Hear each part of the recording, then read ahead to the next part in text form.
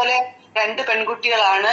രണ്ടുപേരും ഈ പറഞ്ഞതുപോലെ യുണീക്ക് ആണെന്ന് വിശ്വസിക്കുന്ന ഒരു അമ്മയാണ് ഞാനും.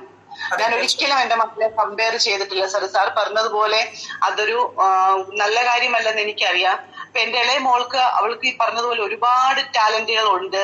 പക്ഷെ അവൾക്ക് ഒരു വായിക്കാനുള്ള ഒരു തടസ്സം വന്ന് അതൊത്തിരി ഞാൻ പരിഹരിക്കാൻ നോക്കി, എനിക്ക് പറ്റില്ല. അവസാനം എന്റെ ഒരു പ്രാർത്ഥന എന്നോണം ഞാനൊരു ദിവസം ഇങ്ങനെ ഫേസ്ബുക്കിൽ ഇൻലൈറ്റിന്റെ അഡ്വർടൈസ്മെന്റ് കണ്ട് കോണ്ടാക്ട് ചെയ്തു. ഭാഗ്യമെന്നോണം ഞാൻ പറയട്ടെ, എന്റെ കുട്ടിക്ക് ഒരുപാട് മാറ്റമുണ്ടായി സാർ ഇൻലൈറ്റിൽ ജോയിൻ ചെയ്തതിന് ശേഷം. അവള് ഭയങ്കര പുറകോട്ടായിരുന്നു. അവൾക്ക് ഒരുപാട് ഈ ക്രാഫ്റ്റ് ഗാലയിലൊക്കെ പങ്കെടുത്ത് അവളുടെ പിക്ചറൊക്കെ വന്നിട്ടുണ്ട്. അവൾക്ക് ഒരുപാട് കഴിവുകളുള്ള കുഞ്ഞായിരുന്നു. പക്ഷെ അവള് റീഡിങ്ങിൽ കുറച്ച് പുറകോട്ടായിരുന്നു.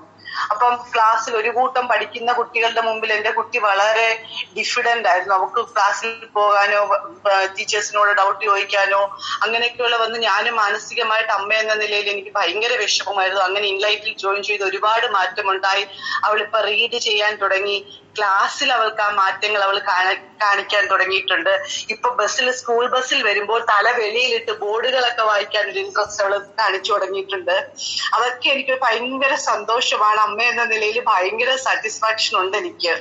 ഇപ്പൊ ഞാൻ കഴിഞ്ഞ ക്ലാസ്സുകളിലൊന്നും എനിക്ക് സാറിന് മീറ്റ് അറ്റൻഡ് ചെയ്യാൻ പറ്റിയിട്ടില്ല. കാര്യം ഉച്ചക്കലത്തെ ടൈം ആയതുകൊണ്ട് സ്കൂൾ സാറിന് അറിയാലോ, ഒരു പ്രൈവറ്റ് സ്കൂൾ അധ്യാപികയുടെ തിരക്കുകൾ അറിയാലോ. അപ്പൊ നമുക്ക് അതൊന്നും മാറ്റി വെച്ചിട്ട് ഈ മീറ്റ് അറ്റൻഡ് ചെയ്യാൻ പറ്റില്ല. അപ്പൊ ഇന്നത്തെ ഈ മീറ്റ് ഞാൻ അറ്റൻഡ് ചെയ്തു. ഞാൻ സാറിന്റെ ആദ്യം മുതലുള്ള എല്ലാം കേട്ടുകൊണ്ടിരുന്നു. എന്റെ മോളും എന്നോടൊപ്പം ഉണ്ട്.